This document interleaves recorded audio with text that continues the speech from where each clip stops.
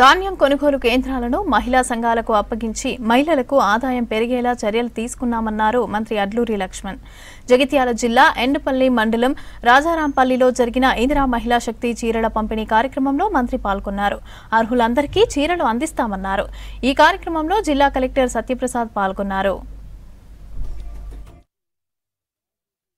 సుమారు 2 సంవత్సరాలు పూర్తయితున్న సందర్భంలో ఈరోజు తెలంగాణ రాష్ట్ర మహిళా సోదరిమణులు 1 కోటి మంది మహిళా సోదరిమణులు కోటేశ్వరులు చేయాలని చెప్పి ఈ రాష్ట్రంలో మహిళా సంఘ సభ్యుల సోదరిమణులు ఆర్థికంగా బలోపేతం చేయాలని చెప్పి గౌరవ ముఖ్యమంత్రి గారి యొక్క సంకల్పం.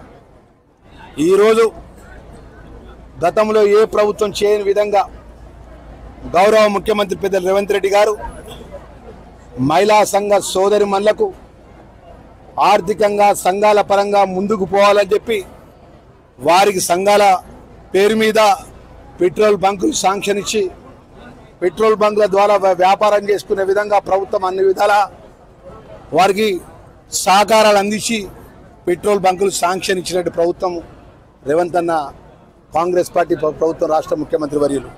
అదేవిధంగా బస్సులు సొంతగా మహిళా సంఘ సభ్యుల ఆర్థికంగా ఎదగాలని బస్సులు ప్రభుత్వమే లోన్ ఇచ్చి ఆ లోన్ ఇచ్చిన బస్సులు మహిళా సంఘాల పేరు మీద కొనుగోలు చేసి తిరిగి ఆ మహిళా సంఘాల బస్సులను ఆర్టీసీలో రెంట్కి పెట్టి దాని లీజ్ ద్వారా వారు ఆర్థికంగా ముందుకు పోవాలని చెప్పి